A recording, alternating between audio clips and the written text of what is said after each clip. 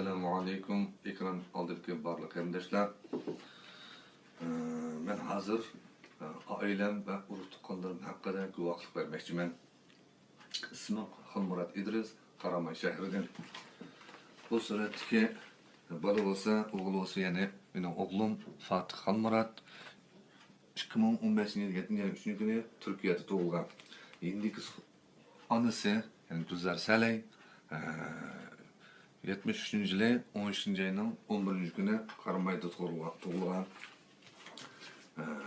Anasının pasportdagi kimlik numeri olsa 650 203 1973 121 107 63.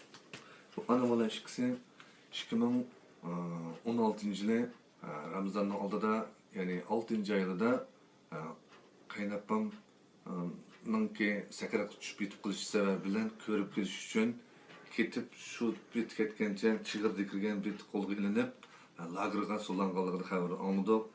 Lekin hozirgacha qaysi lagerda qaysi o'rindiligini hech qanday bir xabar ololmadik.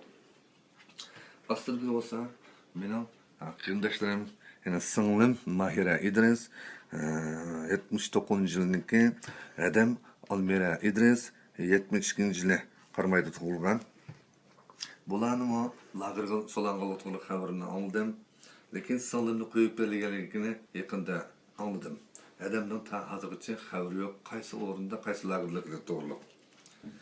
Bularning gunohi bo'lsa, adamning Turkiyadagi onam dadamning pensiya maoshini avatib berganligi gunoh bo'lib, ya'ni terrorchiga iqtisod ta'minlagan degan qalpoq bilan so'langanligidan xabar topdik. Bu ayol kishi bo'lsa mening hammam Mihrgul Ziyodun 60 yaşında. Bu hammam 2014 yılın ahırda Türkiye'ye seyahat qilganligi uchun lagerga itilgan. Astidagi bo'lsa qaynakam, ya'ni Muxtar Salay, uning ayoli G'ornisa, o'g'li Mardan, qizi Madina, tağısı Yusufcan, tağısının ayarı olsa Xanzuhralar.